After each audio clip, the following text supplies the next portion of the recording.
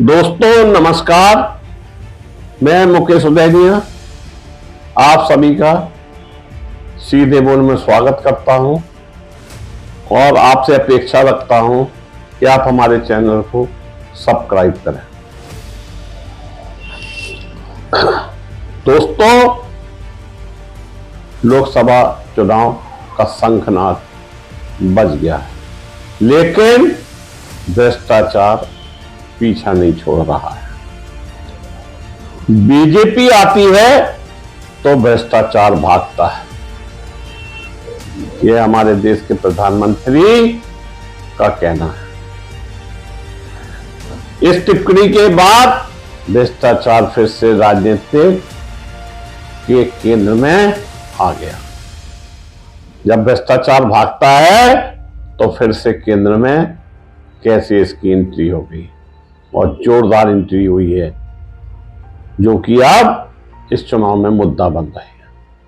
आजादी के बाद से ही भारत में भ्रष्टाचार एक बड़ा मुद्दा रहा है और सभी पार्टियां इसे खत्म करने का दावा करती रही हैं।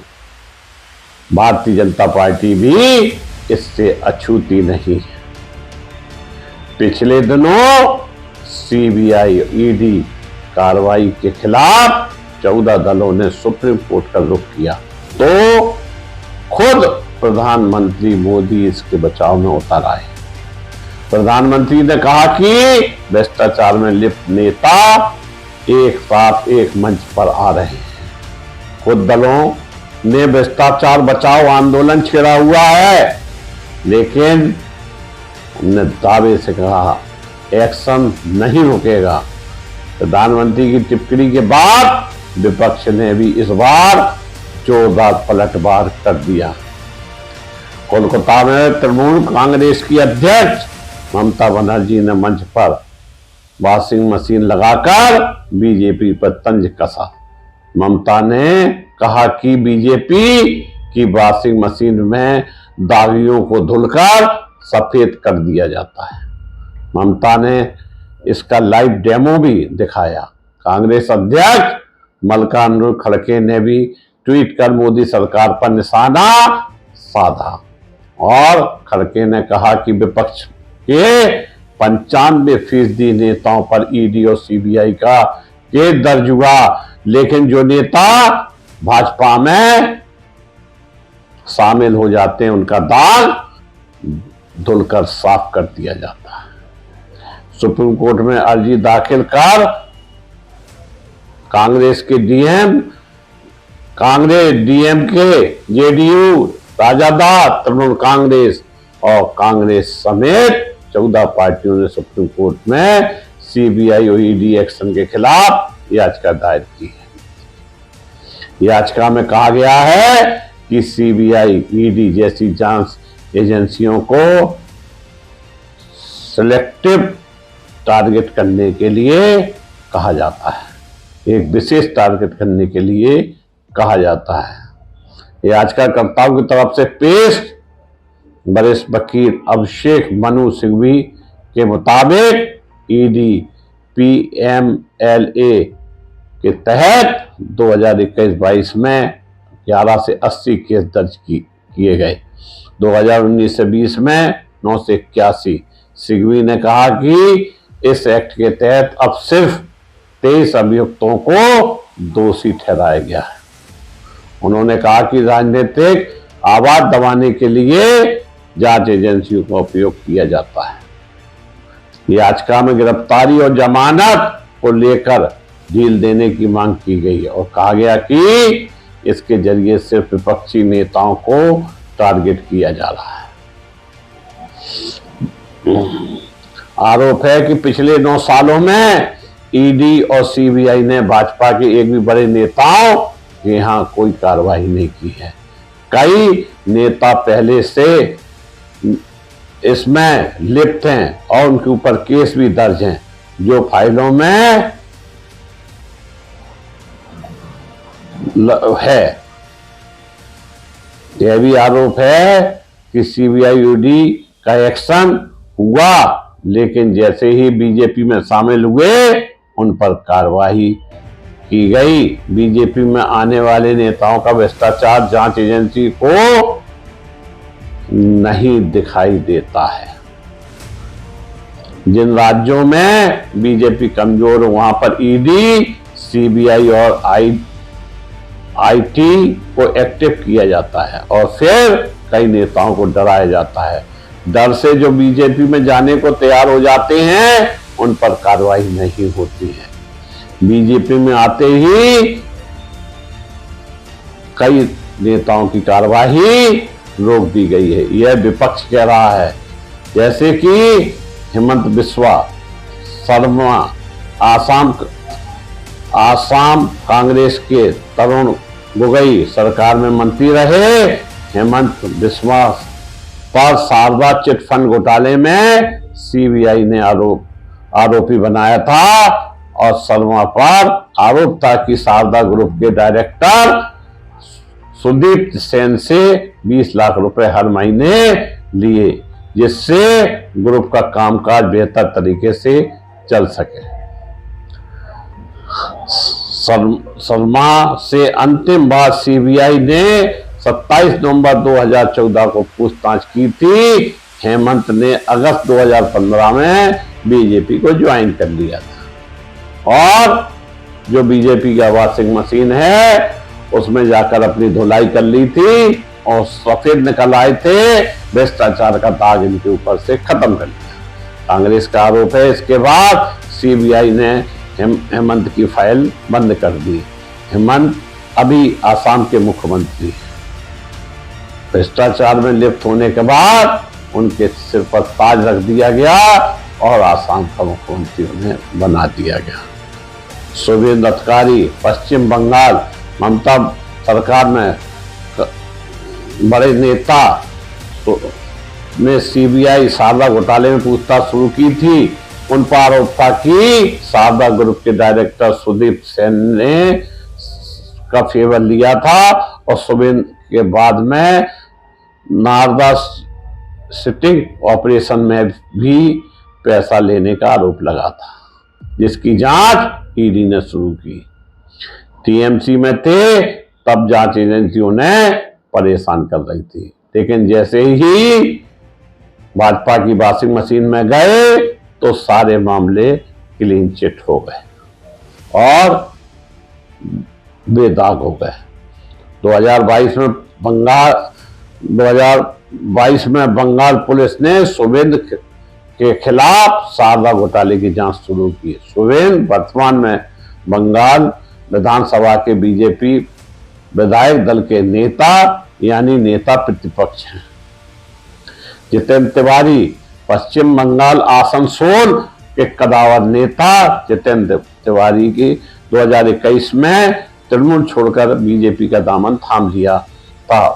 उस वक्त मोदी सरकार में मंत्री रहे बाबुल सुप्रिया ने इसका विरोध भी किया था। सुप्रिया ने कहा था केवला और तस्करों को पार्टी में लाने से नुकसान होगा। सुप्रीमा ने फेसबुक पर भी पोस्ट पर लिखा था कि कोला तस्करी केस में सीबीआई की कार्रवाई के बाद कुछ नेताओं को बीजेपी में आने की जुगत लगा रहे हैं। मैं ऐसा नहीं होने दूंगी। हालांकि हाईकमान ने तिवारी की एंट्री को हरी झंडी दे दी और तृणमूल आरोप है कि तिवारी केवल तस्करी में शामिल रहे और उन पर सीबीआई का एक्शन नहीं हो रहा है। नारायण राणे महाराष्ट्र में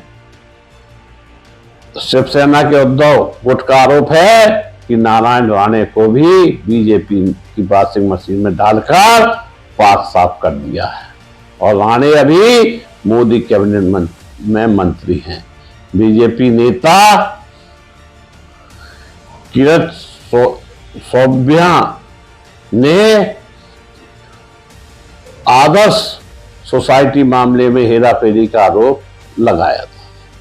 साल 2012 में सोमैया ने सीबीआई को 13 से पन्नों का एक दस्तावेज भी सौंपा था। साल 2017 में किरीट सोमैया ने ईडी को पत्र लिखकर नारायण राणे की संपत्ति जांच कराने की मांग की थी। सोमैया ने कहा था कि राणे मनी लैंडिंग कर अपने को पाक साफ बता रहे हैं। साल 2019 में नारायण राणे बीजेपी में शामिल हो गए और उन्हें केंद्र में मंत्री बनाया गया। शिवसेना उद्धव गुट का आरोप है कि राणे को लेकर सीबीआई ईडी ने जांच रोक दी। बीएस येदियुरप्पा कर्नाटक में बीजेपी का चेहरा। बीएस येदियुरप्पा पर भी भ्रष्टाचार का आरोप लगा था। येदियुरप्पा को इसी वजह से मुख्यमंत्री की कुर्सी छोड़ना पड़ी। येदियुरप्पा पर 2011 में 40 करोड़ रुपए लेकर अवैध खनन को सह देने का आरोप लगाया गया था और लोक आयुक्त ने उनके खिलाफ अरेस्ट वारंट जारी किया था। येदियुरप्पा अलग पार्टी बनाकर चुनाव लड़े, जिससे बीजेपी को नुकसान का सामना करना पड़ा। इसके बाद येदियुरप्पा की घर वापसी हुई। 2016 में सीबीआई की विशेष अदालत ने येदियुरप्पा को क्लीन चिट दे दी। कांग्रेस का आरोप है कि बीजेपी में आने के बाद येदियुरप्पा के खिलाफ एजेंसियों ने जांच ठीक ढंग से नहीं की। पिड़मी दारेकर महाराष्ट्र 2009 से 2014 तक विधायक रहे। पिड़मी दारेकर पर 2015 में मुंबई कोऑपरेटिव बैंक के 200 करोड़ रुपए के घोटाले का आरोप लगाया गया था। बीजेपी ने इस मामले को जोर शोर से उठाया, जिसके बाद आर्थिक अपराध शाखा को केस की जांच सौंपी गई। 2016 में दारेकर बीजेपी में शामिल हो गए और विधान परिषद पहुंच गए। साल 2022 में आर्थिक अपराध शाखा ने उन्हें क्लीन चिट दे दी। दारेकर अभी मुंबई कोऑपरेटिव बैंक सोसाइटी के अध्यक्ष हैं। हार्दिक पटेल गुजरात पाटीदार आंदोलन के नेता हार्दिक पटेल पर बीजेपी सरकार के दौरान राजद्रोह का केस दर्ज किया गया था। हार्दिक को इसी वजह से तड़ी पार भी रहना पड़ा था। हार्दिक पर 20 केस दर्ज किए गए थे। पटेल गुजरात चुनाव से पहले कांग्रेस छोड़ बीजेपी में शामिल हो गए। कांग्रेस का आरोप है कि राजद्रोह केस में बचने के लिए हार्दिक ने यह कदम उठाया। सादिक अभी बीजेपी के बीरम ग्राम से विधायक हैं। विपक्ष का कहना है कि नामों के अलावा शोभन चटर्जी, यामिनी जाधव और भावना गवली जैसे नेताओं पर भी जांच एजेंसियों ने कोई एक्शन नहीं दिया, क्योंकि सभी बीजेपी या उनके सहयोगी पार्टियों में चले गए। जो विपक्ष में रहे और बीजेपी भ्रष्टाचार को आरोप लगाती थी, दोनों नेता पहले बीजेपी के साथ गए और उन पर आरोप से पीछा छुड़वाया और फिर बीजेपी से बाहर निकल आए। अजीत पवार महाराष्ट्र के कदावर नेता अजीत पवार पर 70,000 करोड़ रुपए के सिंचाई घोटाले का आरोप 2014 से पहले बीजेपी लगाती थी। इस मामले की जांच EOW को सौंपी गई थी। अजीत पवार को लेकर बीजेपी नेता देवेंद्र फडणवीस का एक वीडियो भी वायरल हुआ था, जिसमें पवार को जेल में चक्की पीसने की बात कर रहे थे। 2019 में एक राजनीतिक उठापटक में अजीत बीजेपी के साथ चले गए और पवार देवेंद्र फडणवीस के गठबंधन कर लिया और खुद सीएम बन गए। इसके बाद घोटालों से जुड़ी सारी फाइलें बंद कर दी गई। बाद में अजीत पवार बीजेपी छोड़ खुद की पार्टी में लौट आए थे। मुकुल राय पश्चिम बंगाल के पूर्व केंद्रीय मंत्री मुकुल राय पर 2015 में शारदा घोटाले में पैसा लेकर चिटफंड कंपनी को फेवर देने का आरोप लगा था। राय 2017 में बीजेपी में ज्वाइन कर लिया था। इसके बाद उन्हें पार्टी का राष्ट्रीय उपाध्यक्ष बनाया गया था। साल 2019 में राय ने दावा किया कि सीबीआई ने इस मामले में उन्हें क्लीन चिट दे दी है और मुकुल राय की हाईकमान से खटपट होने के बाद वह पार्टी छोड़कर तृणमूल कांग्रेस में फिर से आ गए हैं। कहने का मतलब यह है कि जो कुछ देश में के अंदर हो रहा है यह अच्छे लोकतंत्र के लिए शुभ संकेत नहीं है। अगर ऐसा ही होता रहा तो हमारा देश, जिसे लोकतंत्र में एक बड़ी सफलता मिली हुई है, और अगर इसको लेकर कार्रवाई नहीं हुई, भ्रष्टाचार ना रुका, तो निश्चित रूप से हमारा देश के ऊपर खतरे की घंटी बजने लगी। देश के 140 करोड़ लोग यह तय करेंगे कि सीबीआई से लेकर ईडी, आयकर या अन्य एजेंसियों का देश के अंदर प्रयोग हो रहा है या दुरुपयोग। हमारे देश के प्रधानमंत्री नरेंद्र मोदी जी कहा करते थे कि भ्रष्टाचार सहन नहीं होगा। चौकीदारी करने आया हूं, चौकीदारी करके चला जाऊंगा। मुझे कुछ दिन दे दो, कुछ दिन नहीं तो कुछ महीने दे दो, परंतु करनी और कथनी में अंतर स्पष्ट नजर आ रहा है। भ्रष्टाचार के मामले धीमे धीमे आम जनता के सामने उजागर हो रहे हैं। यह तो जनता ही 2024 के लोकसभा चुनाव में तय करेगी कि मोदी 4 से पार या फिर तड़ी पार, जो भी निर्णय लेगी जनता लेगी। आप विपक्ष भी समझ गया है कि हम इनसे आसानी से नहीं लड़ सकते हैं, इसलिए उसने कह दिया है हम लोकतंत्र बचाना चाहते हैं, और लोकतंत्र बचाने के लिए जब तक जनता आगे नहीं होगी तब तक लोकतंत्र को बचाना संभव नहीं है। धन्यवाद।